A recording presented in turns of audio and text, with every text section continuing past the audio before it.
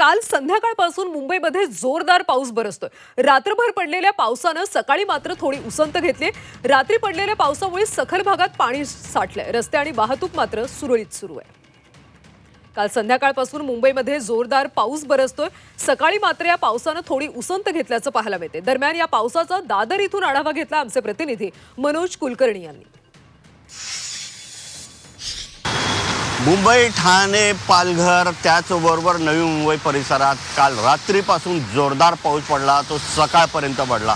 मुंबईतही जोरदार पाऊस पडलेला आहे। काल संध्याकाळपासून सुरू झालेला पाऊस रात्रभर मुंबईत पडलेला होता। त्यामुळे सखल भागामध्ये थोडंफार पाणीसुद्धा साचलं होतं, परंतु सकाळपासून पावसाने थोडी विश्रांती घेतल्यामुळे या पाण्याचा निचरासुद्धा झालेला आहे। परंतु वाहतूक आहे ती सुद्धा सुरळीत झाल्याचं पाहायला मिळते आहे।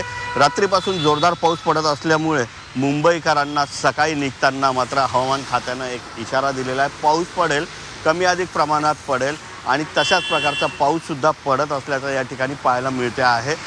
सप्टेंबर महिन्याच्या सुरुवातीला गणेशोत्सवाच्या दरम्यान मोठा पाऊस पडण्याची शक्यता वर्तवण्यात आलेली होती। उद्या गणेशोत्सवाला सुरुवात होणार आहे आणि त्याच दृष्टीने या ठिकाणी पाऊस पडत असल्याचं पाहायला मिळते। सकाळपासून पावसाने उसंत जरी घेतलेली असली तरी ढगाळ वातावरण आहे, त्यामुळे दिवसभर पाऊस पडण्याची सुद्धा शक्यता आहे।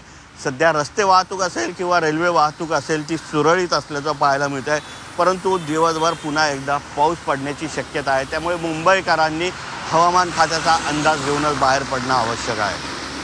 व्हिडिओ जर्नलिस्ट सुमेश भालेरावचा मनोज कुलकर्णी, जी 24 तास, मुंबई।